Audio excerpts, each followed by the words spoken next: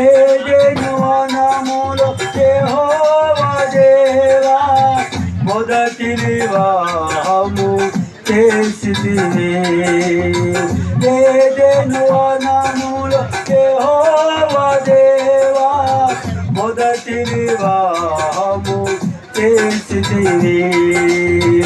ఈ శుభదినమున నవదంపతులను ఈ శుభదినమున నవదంపతులను నీ దీవెనలతో నింపుమయా నీ దీవెనలతో నింపుమయా.